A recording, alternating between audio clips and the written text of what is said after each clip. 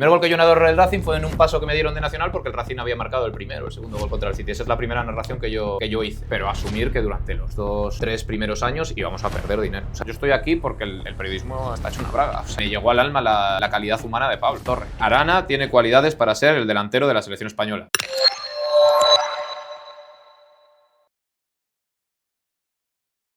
Bienvenidos a eFutbolín, el canal de los que saben de esto. Nueva entrevista. Andrés, ¿qué tal? Muy bien, muy contento. Hoy tenemos a don Jesús García Bermejo, que fíjate, por distancia estaría bien que te diese la mano. ¿Qué pasa? Yo siempre pienso en mi compañero y como va a quedar más incómodo y peor para el plano, es que ya tengo otra visión, como puedes comprender. Te saludo y ya está. Perfecto, no hay Todo problema. bien, ¿no? Todo bien. Ahí vamos, poco a poco. Nos has invitado aquí a tu estudio, estamos como señores, ¿eh? Bueno, oye, para que venís en otras condiciones a veces como tertulianos, pues oye, para que hoy vengáis como periodistas. Por cierto, vosotros también estáis en redes, ahora hablaremos de todo un poco. Pero ¿tú sabías que más del 75% de las personas que ven eFutbolín no están suscritas al canal? ¿Qué me dices? ¿Qué te parece a ti eso? Mal, me parece fatal. Mal. Hay que suscribirse. Vale, y dejar un like. Sí, like, comentario y suscribirse. A ver si superas las de Roberto González, que es otro periodista que ha pasado por... Yo creo que sí, ¿no? ¿Con quién ha empatado ese tal Roberto? No sé, no me lo planteo como una competición. Primera pregunta, ojo a esta. ¿Tú has hecho alguna entrevista alguna vez en tu vida, Chus? Pues seguro que has hecho colaboraciones y demás, pero entrevista personal como tal. Entrevista personal, muchísimas. Que me hayan hecho a mí, Claro, que te han hecho a ti, que a me ti. hayan hecho a mí. Sí, alguna. Desde que hemos puesto en marcha la radio, alguna hemos hecho, sí. No es lo más habitual, porque suelo ser yo el que está al otro lado, pero alguna sí. No había encontrado ninguna y digo, hombre, seguro que algo ha tenido que hacer, pero, sí, pero no hay bueno, ninguna... o sea, casi todo muy enfocado a igual a través de compañeros que te piden una valoración sobre el proyecto tal, o alumnos de universidad Claro. o medios así más en plan universitarios o no medios en plan...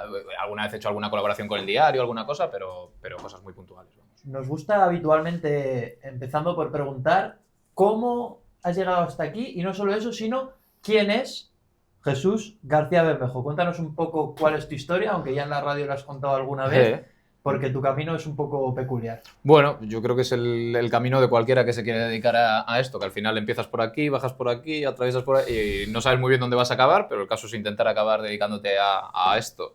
Pues mira, yo empecé, ya cuando estaba estudiando, hice unas prácticas en la cadena COPE aquí en Cantabria y ese fue el primer contacto que tuve con la radio. Y con 19 años, yo creo que fue en verano de segundo de carrera, empecé a hacer prácticas en la COPE.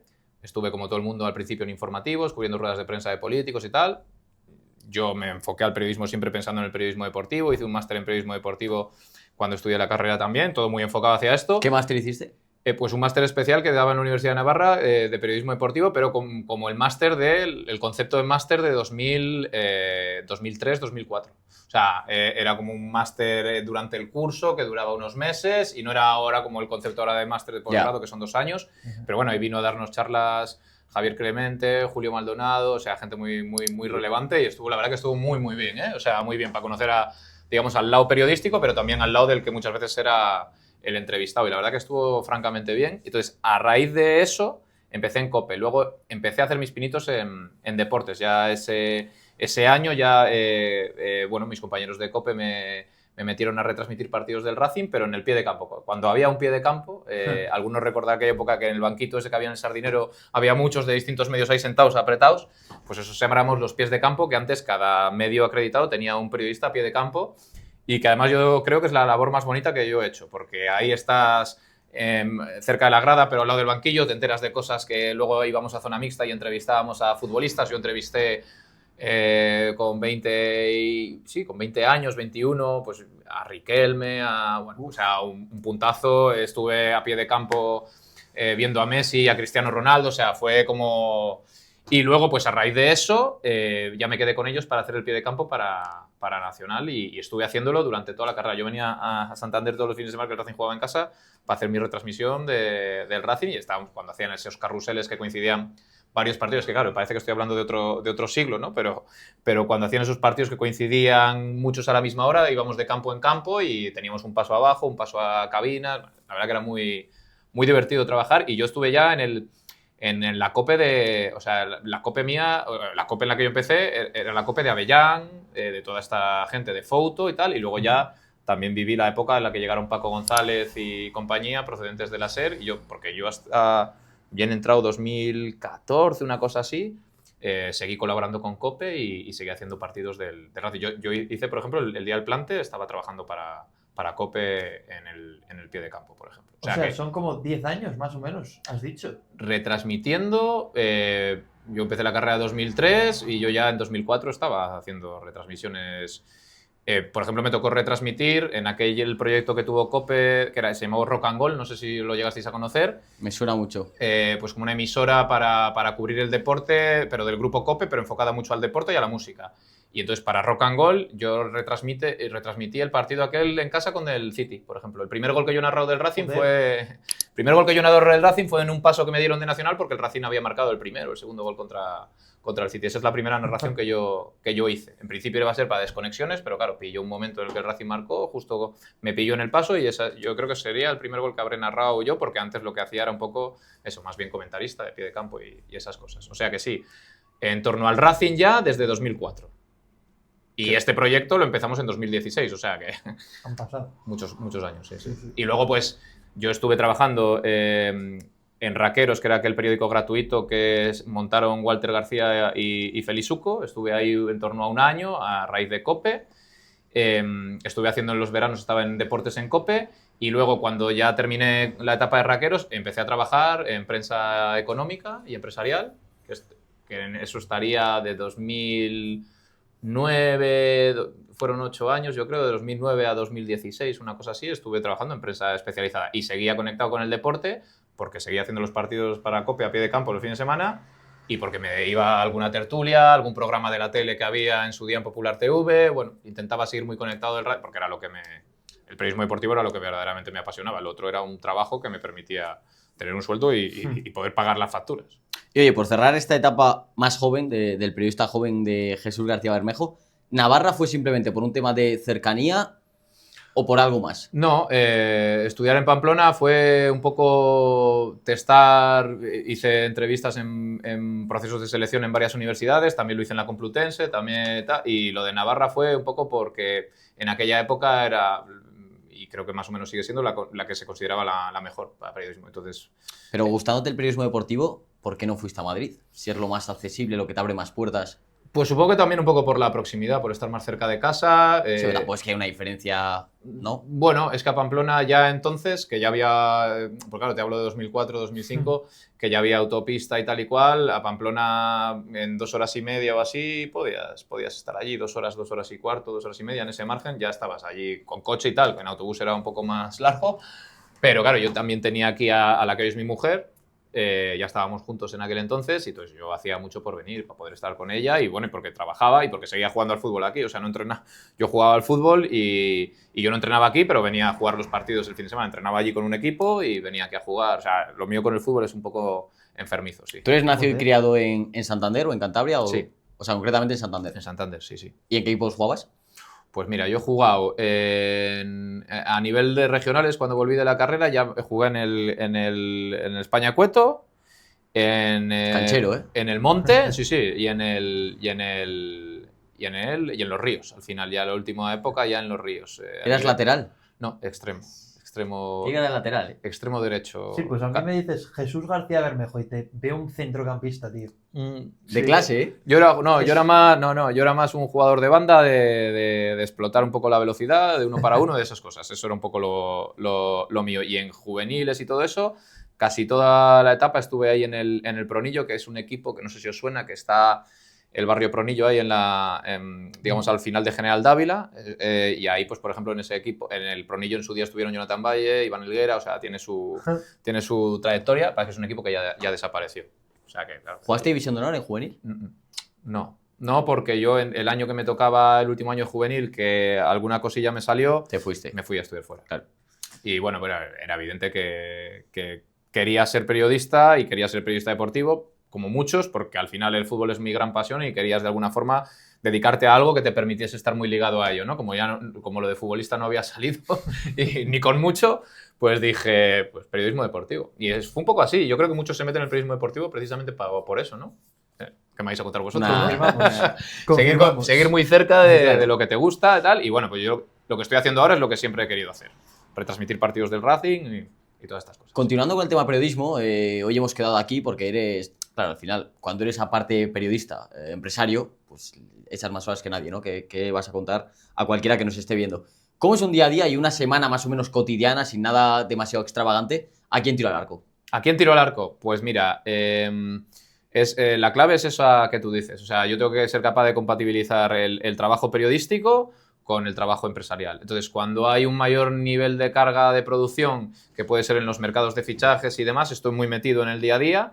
Y cuando ese nivel de carga es un poco más ligero, Javi, que está conmigo en el programa y que se carga un poco de la producción del magazine, hablamos todas las mañanas de un poco de los contenidos, de lo que vamos a hacer en el programa, y él es el que se encarga un poco de cerrar los contenidos. Yo las mañanas las dedico sobre todo a visitas comerciales y por las tardes me meto aquí un poco a tema de gestión administrativa. Cuando ya hay un mercado de fichajes o hay algo más concreto, alguna entrevista así un poco más elaborado, tal, pues ahí ya sí que me meto un poco más en la preparación del programa. Pero el día a día es un brainstorming diario de Javi conmigo por la mañana. ¿Qué hacemos hoy? ¿De qué podemos hablar? ¿Qué hay de actualidad? Y entre los dos sacamos un poco los contenidos y él los va cerrando. Cuando me escribe que hay algún problema para cerrar algo, que no entra tal o que le está costando que entre algún compañero o algún protagonista y tal, pues le damos una vuelta y intentamos, pues como el show must go on, que es un poco de lo que consiste la radio, que el programa tiene que salir y que hay que intentar tener un contenido...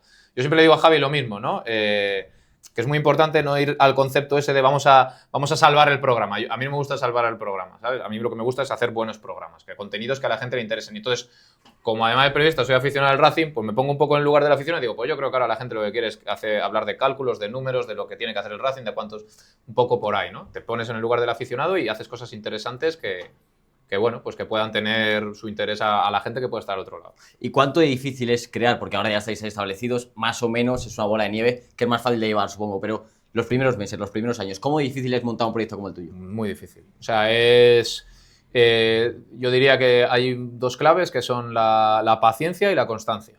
Y esas son las dos claves fundamentales, porque, o sea, nosotros, como tanto Nano, mi socio, como yo, ya habíamos estado en radio, ya sabíamos que los proyectos en radio son a veces muy mediáticos, muy vistosos, con muchos nombres propios, mucha inversión y que al final hay así de proyectos en esta región, tipo a los nuestros, que han durado 2-3 años. Entonces nosotros ya teníamos claro que eso no nos podía pasar. O sea, esto no podía ser una calentada de vamos a hacer esto y estar dos años ahí y cuando empieza a sonar un poco tu marca, desaparecer. Entonces nosotros lo que hicimos fue ir muy poquito a poco, marcarnos unos objetivos a 5 y 10 años y sobre todo asumir, que esto es lo más duro y esto es lo que probablemente mucha gente no puede hacer, pero asumir que durante los 2-3 primeros años íbamos a perder dinero. O sea, no es que no íbamos a ganarlo, es que íbamos a perderlo. O sea, tanto Nano como yo ha habido por lo menos un primer año, año y pico que me dices, ¿cuánto podíais cobrar cada uno al mes? Al mes, nos cobrábamos cuando podíamos. Y si había que pagar a un proveedor, a un trabajador, a un tal, eso estaba por delante de que cobrásemos nosotros. Y entonces hay que tener esa capacidad de resistir en los momentos de dificultades porque, sobre todo, limitando mucho la inversión para no volverte muy loco a nivel empresarial, intentando que con la capacidad económica, humana y física que tienes, hacer el mejor contenido posible porque el contenido es lo que te puede diferenciar. O sea, la clave para no durar 2 telediarios y desaparecer era hacer un contenido diferente y posicionarlo muy bien. Y tener la capacidad de aguantar tiempo porque las cosas que están bien y que tienen un trabajo, si consigues que vayan, lo que tú has dicho, ese efecto bola de nieve, llegando a cada vez más gente, la gente lo escucha y se queda. Pues esa era un poco nuestra idea. Sabíamos que teníamos un buen producto, pero que teníamos que tener mucha paciencia porque entrábamos... Crear comunidad. Exacto, ¿no? Y que es un sector muy atomizado. O sea, nosotros cuando empezamos, y además entramos al mismo horario que todos, competimos y seguimos compitiendo con COPE, con SER, con Onda Cero, con Radio Marca, y no teníamos Arco FM, no era nadie. Entonces, meterte ahí en medio del batiburrillo con todo, tienes que tener un margen de tiempo para posicionarte y que la gente vaya conociendo lo que haces, porque claro. Si no es imposible. Me recuerda mucho su caso, Rulo, perdona, a cuando alabamos a Ili. Porque Ili Olear, no sé si lo conoces, creador de la media inglesa, hace poco en una entrevista, de hecho, ha mencionado lo mismo que acabas de decir tú, de que la media inglesa le costaba dinero a él, básicamente claro, perdía es dinero. Que los proyectos estos al principio... Inglesa, y al final la clave está un poco, para mí, lo primero, en la pasión por lo que haces, por supuesto, porque si no, te tiene que es gustar. evidente que no va a funcionar. y luego evidentemente la constancia, que al final es lo que hace que salga para adelante. Bueno, tú ten en cuenta que al final si montas un proyecto propio, sería de estúpidos hacer algo que no te apasione. O sea, ya que dices, me la juego a poner mi dinero, pues por lo menos que sea algo que me entusiasme y que cuando la cuenta del banco esté en mínimos y las horas sean muchas y el estrés te supere, que por lo menos el rato de estudio, de entrevista, de programa, de retransmisión sea algo más para quitar ese estrés y algo liberador, ¿no? Oye, y la pandemia, porque justo es lo que tú has comentado, después de unos años perdiendo dinero, supongo que llega 2020 más o menos, te estabilizas, empiezan a ir las cosas bien y dice el señor COVID que por aquí no, que es por el otro lado. ¿Cómo fue eso? Bueno, fue en un primer momento, ¿no? Como todos en nuestros ámbitos. O sea, primero fue... Bueno, 15 días. Sí, negación, no puede ser, luego pues, ya te vas haciendo la idea. Y mira, lo primero que hicimos, y yo creo que de cara a los clientes que tenemos fue un gesto increíble, como nosotros ya estábamos muy acostumbrados a que los números no diesen y tener que ir con lo justo, tanto Nano como yo, lo primero que hicimos fue decidir que aquel mes de marzo que no pudieron trabajar, ¿os acordáis que en marzo, abril se paró la actividad en hostelería? Evidentemente en las radios tenemos mucho cliente de hostelería. Lo primero que decidimos Nano y yo fue que no íbamos a cobrar a ningún cliente, ni marzo ni abril, y que una vez pasase ese periodo, pues íbamos viendo cómo se iba reactivando todo y tal. Entonces esa fue la primera decisión, asumir que en marzo y abril la radio no iba a tener ningún ingreso. ¿Qué pasó? Que yo creo que a los clientes alucinaron. O sea, muchos nos insistían en seguirnos pagando y nosotros les pedíamos, porque dependiendo del sector, les pedíamos un poco una sinceridad bueno, pero tú estás funcionando, tú estás pudiendo trabajar. No, yo estoy cerrado. Pues entonces nada. Las cuñas te las mantenemos porque nosotros somos medio esencial, somos un medio de comunicación y seguimos trabajando, pudimos seguir trabajando y teniendo programación, pero no cobramos a los clientes ni marzo y abril. Y yo creo que eso pues marcó ahí un poco la diferencia, porque de esos clientes el 90% siguen con nosotros a día de hoy. Esa fue la primera decisión que tomamos. Y luego, pues evidentemente, pues como buenamente podíamos, sacar los programas con teletrabajo, ahí fue cuando dimos el salto al YouTube. Mira, de un problema surgió una oportunidad y ahí fue cuando dimos el salto al YouTube, que ha sido una decisión muy acertada, visto el paso del tiempo. Entonces, bueno, pues eso, fue un momento de dificultad, pero que te sirve para aprender, para crecer y te prepara para otras crisis que puedan llegar. Os lo creáis o no, el lunes cuando se ha ido la luz y empezó a rumorearse tantas cosas, pues a mí si me pasa hace 5 o 6 años me vuelvo loco, pero estas cosas te van curtiendo y ya estaba bastante más tranquilo. Tú vienes de una generación, vamos a decir, intermedia entre lo que era el periodismo que lo petaba y lo que estamos viviendo ahora, que quizás se está pasando todo un poco a más lo que somos, no es lo que somos nosotros en cuanto a número, pero sí a lo que intentamos ser, que está un poco más tirado por las redes sociales, internet y demás. ¿Tú cómo ves ambas etapas? ¿Tú cómo te ves? Porque tienes un poco de las dos, las cosas como son. Sí, a mí me parece que son herramientas. O sea, yo creo que ya ha pasado esa etapa en la que el periodista tradicional, ¿no? Que vosotros seguramente también lo habéis visto desde fuera, intentaba deslegitimar, ¿no? al otro tipo de comunicador y tal. Entonces, cuando ya el profesional se ha dado cuenta que esto va para adelante con o sin mí, pues ya los medios han dado el salto a esto, ¿no? Igual que los periodistas y tal. Era evidente que iba a ir hacia eso, porque al final el que decide es el usuario. Quiero decir, tú no decides cómo se consume tu medio, ¿no? Lo decide el usuario, que es el que está al otro lado. Entonces, no dar el salto a estas cosas era cerrar los ojos a la realidad. Y luego yo lo que siempre he entendido es que son espacios diferentes. O sea, una cosa es un programa periodístico con ese formato, muy basado en esa inmediatez de las redes y tal, y otra cosa es un creador de contenido o un reaccionador o estas cosas que ahora están muy de moda. Y yo lo diferencio absolutamente, es que creo que hay espacio para las dos partes. Lo que pasa es que, evidentemente, los periodistas y los medios tenemos que acercarnos a este formato nuevo porque es donde está el nuevo público, ¿no? Vamos, callado está dicho. Y además lo llamativo es que no les ha quedado más remedio a muchos de los que lo condenaban en su momento en pasarse al otro lado, porque es que al final es como poner puertas al mar, no tiene sentido. Yo he hecho una pequeña reflexión a lo largo de estos años, porque además he hecho el máster y he tenido un poco viejas glorias y creadores de contenido de ahora y quejarse de, es que ahora, es que cómo se vivía antes. Pero si tú te pones a pensarlo, lo que no era normal es tener cada noche 1 millón de personas escuchando la SER. Porque claro, tú, ya te digo, eres generación intermedia, pero nuestros padres, por ejemplo, tenían un canal de televisión, tenían unas pocas radios y no había más opciones. Entonces, realmente lo bueno es lo que hay ahora, que haya mucha más variedad y que el cliente, ¿no? El usuario, como te has llamado, tenga esa versatilidad para hacer lo que le dé la gana. Absolutamente. Tanto para la información es positivo como para el mero entretenimiento. Es que ya te digo, yo imagino, claro, al final te acostumbras, ¿no? Pero yo imagino tener que me quiten Netflix, que me quiten toda la tele, que solo poder ver 2 canales y escuchar 3 o 4 radios. Entonces yo creo que se ha regulado y aquello era una burbuja insostenible. Sí, yo estoy de acuerdo. Que literalmente los periodistas fueran ricos, muchos de ellos. Sí. Bueno, pensé que era lo que me ibas a preguntar antes, que si había vivido la etapa buena del periodismo, porque el periodismo en Cantabria y en España, por eso pensé que ibas a eso, ha cambiado radicalmente. O sea, lo que tú dices. O sea, antes las condiciones que tenían los periodistas en los medios de comunicación, se lo cuentas a cualquier periodista actualmente y se piensa que le estás vacilando, ¿sabes? Los compañeros entraban en los programas nacionales por teléfono un ratito y ya eso les suponía un ingreso. O sea, por entrar a decir, no, el Racing está interesado en tal o cual, pum, colgaban. O sea, colaborabas en 3 medios del mismo grupo y cobrabas 3 salarios. Ahora colaboras y cobras 1 porque estás en el grupo y inferior a cualquiera de los 3 de... O sea, ha cambiado muchísimo. Entonces, hay una cosa con respecto a lo que tú dices que hay que añadir, que hay una crisis. Esto a los periodistas les da mucho reparo hablar de estas cosas. Yo estoy aquí porque el periodismo está hecho una braga. O sea, es muy complicado encontrar un trabajo, encontrar estabilidad, condiciones dignas. Cuando las reclamas en tus empresas, luego te dice el empresario que tiene 40 como tú, que si no estás interesado... Bueno, pues estas cosas pasan. Nosotros intentamos hacer las cosas bien porque hemos estado al otro lado.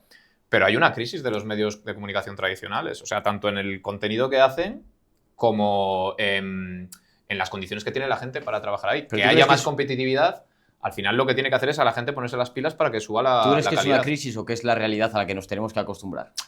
Es que, a ver, yo no entiendo que el incremento de competencia o de formato sea una crisis. Al final es una evolución del mercado. Lo que es una crisis es el descrédito que tiene el periodismo en muchos sentidos actualmente. O sea, antes decías, antes la gente tenía 1 o 2 programas, pero se creía a pies juntillas lo que leía o lo que veía o lo que escuchaba. ¿Tú crees? Antes, 100%. Yo no estoy tan de acuerdo con eso, ¿eh? Al final son personas. Sí, pero... Te puede engañar uno, puede tener intereses, pero es igual que ahora. Estaba mucho más respetado y tenía mucho más prestigio lo que decía tal o cual medio. No se pensaba tanto en la orientación y en que tú tenías que contrastar tu información. Sí, eso antes... Sí. Era impensable y ahora es como una obligación del usuario.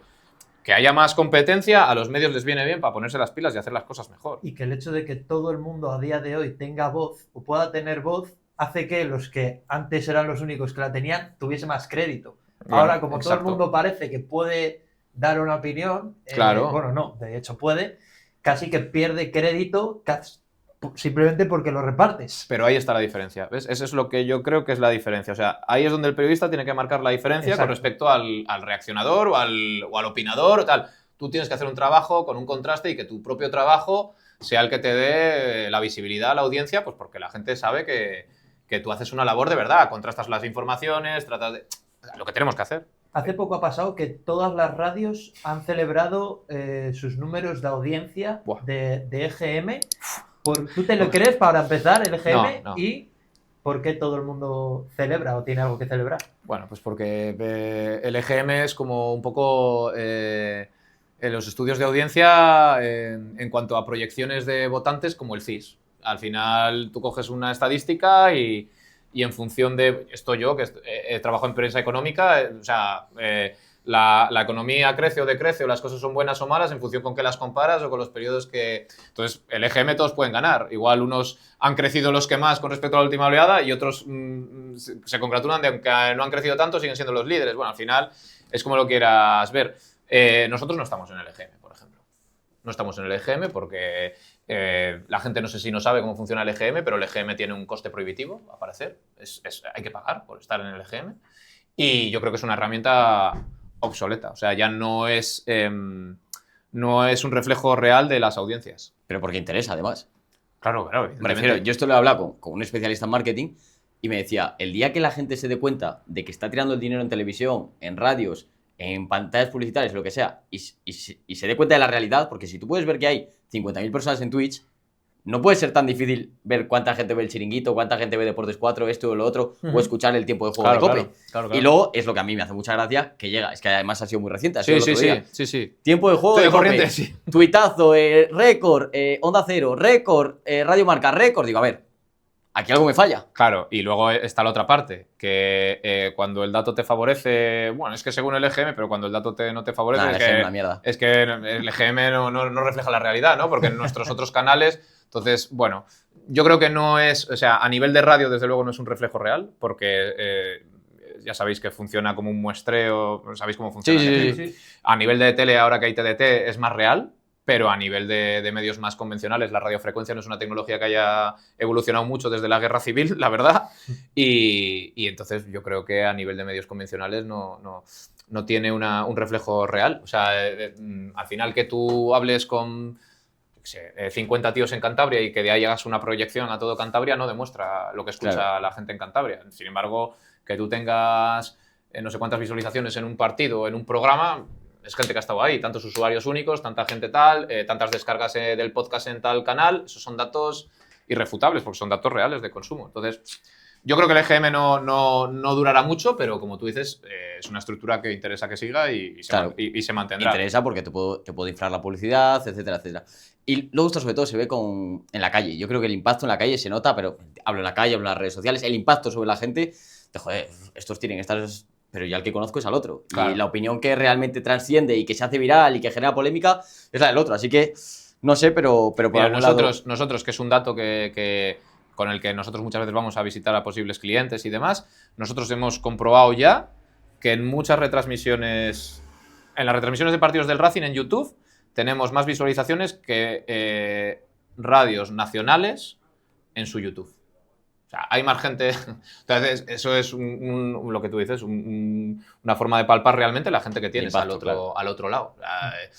El otro día, COPE, por ejemplo, que a nivel de YouTube es de las que más mueven, en el Derbi Vasco tenía 18.000 visualizaciones. Y nosotros en el partido del otro día frente al Cartagena teníamos 12.000. A nivel de las proporciones y tal, claro, es una locura. Es una locura. Es una locura. Yo tengo que reconocer que yo alguna vez se lo digo a Nano, yo no esperaba llegar a estas cifras. Yo me marqué el objetivo de estar en 10 años liderando a nivel deportivo en Cantabria. Esa era nuestra meta. O sea, yo os lo digo, suena muy ambicioso, pero ese era en 5 años estar muy bien posicionados y en 10 estar intentando ser líderes en Cantabria a nivel deportes. Y la verdad que hay días que los números... El otro día, a la conclusión del partido del Cartagena, teníamos más de 400 mensajes. O sea, hay días que los números me sorprenden incluso a mí. Sí. Oye, por cerrar esta parte de comunicación, periodismo... Lo hemos mencionado por encima, pero ¿cuál es tu opinión real sobre las redes sociales? O sea, puedes rajar aunque estemos nosotros delante, YouTube es una mierda, Le Futbolín apesta, lo que quieras. Yo soy un tío muy raro. A mí, o sea, no te puedes imaginar la pila de gente, además gente del propio Racing, amigos, compañeros de la radio, de otras radios, que me cuestiona mucho que entre a intentar debatir con la... Yo cuando me dicen algo en redes, suelo intentar interactuar. Hay veces que la gente pierde las formas y tal, y le dices, mira, yo no bloqueo a nadie, la verdad que no he bloqueado a nadie nunca. No me he encontrado tampoco con una agresividad de estas excesiva, pero yo debato con la gente. Yo no doy la razón a la gente o pongo me gusta, pero a mí me gusta a veces entrar al debate. Y hay muchos debates que parece que te está hablando alguien que... Bueno, pues que no tiene nombre y apellidos, que parece que está un poco alocado o agresivo y tal, y muchas veces he llegado a puntos de entendimiento con la gente. Yo es que creo que puedes hablar con la gente, que no sé, yo no lo veo como... Es verdad que hay mucha crispación, que mucho odio, ahora todo el lío que se está generando con los anónimos y demás. Bueno, al final el anonimato te permite hacer barbaridades, ¿no? Y cuando detectas que das con un bárbaro, pues no intentas mediar ni... Pero bueno, yo a nivel de Racing, de Twitter Racing, por ejemplo, que por momentos es ciertamente tóxico, yo la verdad que hablo con todo el mundo y no tengo mayor inconveniente. Y eso que a mí me han dicho que no debo hacerlo, pero yo es que en estas cosas las veo de otra forma. ¿Y en general consumes YouTube, TikTok, Instagram pues o solo mira, Twitter? Twitter probablemente lo que más...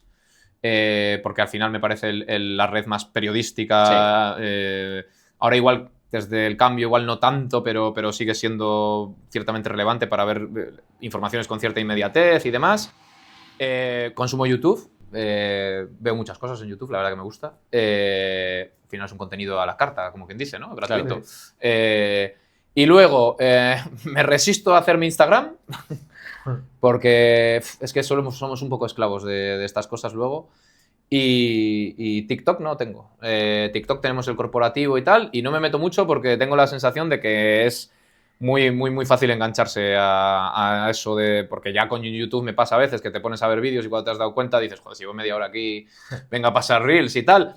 Pues TikTok debe ser del pelo, no me quiero meter mucho para no tal, pero bueno, yo no tengo una opinión mala. Es que yo ya te digo que creo que son fórmulas distintas. Lo que tenía claro es que tenemos que estar en todas. Y lo que es verdad, enténdanseme la expresión, es que es un coñazo porque cuando llegan redes nuevas tienes que estar en ellas, pero no se acaban de ir las anteriores. Entonces, ¿qué haces? ¿En cuáles estás? ¿En cuáles no estás? Al final, el típico rótulo que viene el icono, ¿no? De cada red social en la que estás, al final se va alargando, ¿verdad? Y dices tú, joder, macho, esto que ponen los periodistas, no sé qué, no sé cuál, y sale en su perfil, su Twitter, su no sé qué, su no sé qué, su no sé cuál, al final le va a llevar la pantalla hasta abajo, ¿sabes? Es que siguen todas con todas, tío. Entonces, a mí eso es lo que peor llevo. Entonces, intento... Fíjate que yo creo que voy a tener que acabar haciendo... Mira, el otro día, bueno, este verano quedando con un amigo que vive en Madrid, de la carrera y tal, me dijo una cosa que me llegó al alma, que me dijo, es que no sé nada de ti, ni cómo está tu hija, ni cómo te va, ni tal, porque es que como no tienes Instagram, joder, tío, y eso me tocó, joder, y le dije a mi mujer, joder, igual me tengo que hacer un puñetero Instagram para que la gente, nuestros amigos en distancia, ¿no? Que sepan un poco cómo nos va y tal, porque... Pero yo lo he hecho por el tema mediático y por no tener otro frente abierto. Yo con Twitter ya y con todo lo que hacemos aquí, de sobrísima. Y por curiosidad, en YouTube, ¿qué consumes? En YouTube, pues me gustan mucho este tipo de charlas como las vuestras, así, un poco más distendidas, con profesionales, con tal. Me gusta mucho el rollo... Creo que sí que tienen un valor añadido, entrevistas así tan en profundidad. Me gusta mucho esa idea, tipo lo de Jordi Wild. Sí. Me parece que es un tío que consigue que el entrevistado esté muy cómodo y tal, que es un poco en lo que yo creo para que le cuente cosas y tal. Y consumo eso, me gustan mucho las batallas estas de gallos y tal, de siempre. Sí, me gusta mucho. De hecho, aquí un día hemos entrevistado a Fabiuki. Sí. Sí, hemos entrevistado a Fabiuki porque estuvo en la competición esta de bolos que organizó en Torrelavega. En Torrelavega, efectivamente. La Birle Cup era, ¿no? La Birle Cup, eso, no me salía el nombre, que organiza Diego. Y encima Diego pues es un chaval encantador, nos pidió ahí un poquito de espacio para difundir un poco la tal. Es un deporte tradicional al que le quieren dar una vuelta, me parecen esas ideas, me parecen la leche. Y entrevistamos a Fabiuki y yo le dije que soy súper fan suyo. O sea, es una cosa, me parece que es no sabía. un genio. ¿Quién es tu rapero favorito de siempre, tu gallo? Esta, Yo es que era un enfermo de las batallas también. Sí, a mí Bennett me parece un genio. Y de la última época, seguramente el que más me ha gustado seguramente sea Jace. Papo me gusta mucho. Sí, sí, es el rollo este de... ¿Quién más? Consumo bastante, o sea, estoy muy puesto en el tema. O sea, que sí. Y bueno, de los de España, ya te digo, Bennett me gusta mucho, Fabio me parece que es una barbaridad, que ese chaval lo va a partir, Zasco es un fenómeno. Y... Bueno, Gazir supongo también, ¿no? Bueno, Gazir no te creas tú que no. me motiva tanto, ¿eh? Ahí me gustan que tengan un poco más de expresión más artística, pero bueno, por ejemplo, me gusta mucho lo que Gazir hace ahora en YouTube y tal, reaccionar a batallas, tal, a sus propias batallas. Sí, te gusta un poco más el rapero que el batallero. Eso es, sí, tal. a mí sí. Yo tengo amigos que escuchan mucho rap, mi hermano escucha mucho rap y eso ha sido como una evolución hacia esto, que fue de casualidad, que las descubrí de casualidad un día y bueno, pues estuve, por ejemplo, justo antes de la pandemia en la Red Bull de Madrid, la que gana Bennett, precisamente, sí. Que estuvieron Woz, Asesino, toda esta gente. Llegué como reserva y me fui como campeón. Exacto. Dices su ovación, que yo entré como reserva y me fui con... Llegué como reserva y en la final con Ballester, que también es un tío que me gusta mucho y la verdad que fue una experiencia, la verdad que... Sí, ya desde hace 5 o 6 años, la verdad que lo sigo bastante, sí. Tremendo. ¿Sabes cuando Nahuel Miranda y Miguel Quintana también les gusta? Yo soy Adrián Blanco ahora mismo. O sea, yo no me he enterado de absoluta... O sea, conozco los nombres que habéis mencionado, pero absolutamente ni idea de lo que habéis Pues está muy bien, tiene un punto. Y me gusta mucho ver las batallas, pero me gusta mucho ver las reacciones a las batallas. La gente que entiende, gente que se dedica al tema y lo que más me gusta ¿sabéis lo que más me gusta del mundillo este? El rollo que tienen entre ellos. O sea, sí. Entran, compiten, pero luego se les ve que son amigos y cómo se abrazan y tal. Me gusta mucho el rollete que llevan. Cuidado que no es fácil eso, ¿eh? No. Humillar delante de cientos de miles de personas. No, es por eso me parece increíble la comunidad que tienen ahí montada y que, joder, cuando llegas ya a un entorno tan competitivo, ya hablamos de tanto dinero, Claro, y en función si eres mejor ganas más, menos, tal, no sé qué, joder, el rollo que llevan entre ellos me parece guay. Tendríamos que aprender mucho los periodistas de ese buen rollo Pues que llevan. espera sentado porque no tiene pinta, ¿eh? No, eso es un tema que es delicado, sí. En Cantabria tenemos un pequeño problema, no a nivel del periodismo, sino en general con el rollo este eso es una cosa en la que creemos nosotros mucho, de apoyar a la gente que tiene proyectos nuevos y tal, y yo he estado en radios y he colaborado con radios en donde a mí me han y no me refiero a la COPE, que conste, en donde a mí me han vetado gente porque trabajaba en otros medios. O sea, esto es así, o de decir a la hora de presentar al compañero que viene de tal medio, no sé qué, de tal medio.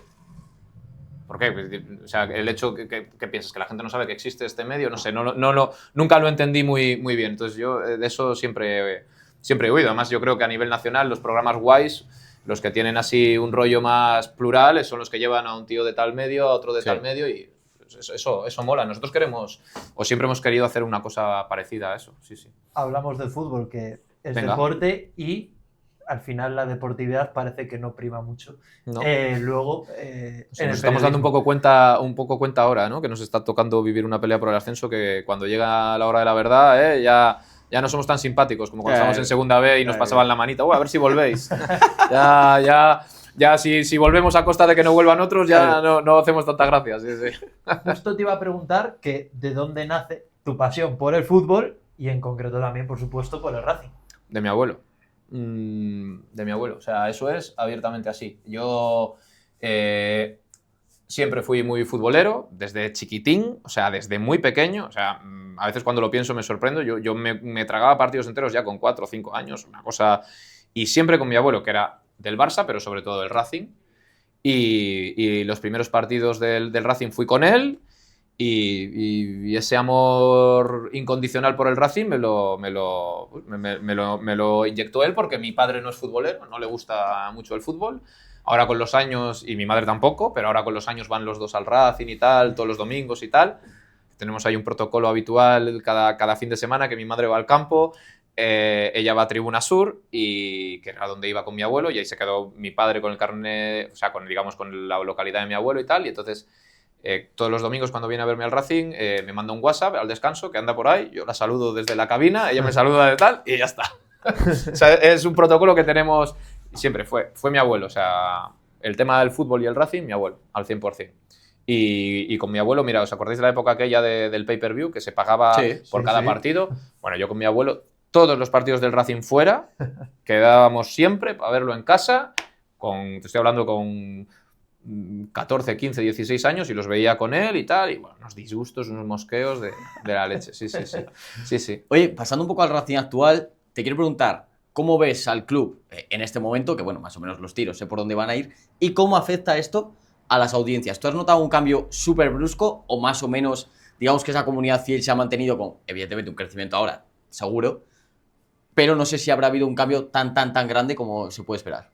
A ver, nuestro crecimiento ha sido muy progresivo, pero es verdad que el primer año que el Racing asciende a fútbol profesional, yo quería ver cómo era el impacto, porque al final tienes la duda, ¿no? Vas a empezar a competir con la tele. Entonces, ¿va a haber tanta gente en los partidos? ¿Va a haber tanta gente al otro lado? Teníamos dudas. Y bueno, por eso empezamos a darle una vuelta de tuerca a lo que podíamos hacer en los postpartidos, para dar un valor añadido a lo que podían hacer los medios televisivos, ¿no? Por decirlo así. Nosotros hemos seguido un crecimiento progresivo, pero sin duda en esta última etapa del proyecto hemos crecido de la mano del Racing. O sea, el crecimiento que hemos podido experimentar nosotros no es en la misma proporción que el que ha experimentado el Racing de Abonaus, por ejemplo, con respecto a las otras etapas en fútbol profesional, pero sí que notamos que el año pasado, cuando el equipo se estuvo a punto de meter en playoff, el crecimiento fue brutal. Y este año el crecimiento ha seguido un poco esa línea. No es exactamente la misma línea que el Racing, pero bueno, a un porcentaje un poco inferior, pero similar. Yo el año que noté que la radio había pegado un subidón fue Realmente todavía no somos conscientes de la suerte que hemos tenido. De aquí a 10 años vista, momentos que ni nos imaginamos. Por esto ya se puede contar, yo creo. yo creo. Pues él me pide que el nombre no salga. Lo otro que creo que tiene que el club que marcarse como una prioridad absoluta es el tema de la ciudad deportiva. Me llegó al alma la calidad humana de Pablo Torre. Arana tiene cualidades para ser el delantero de la selección española.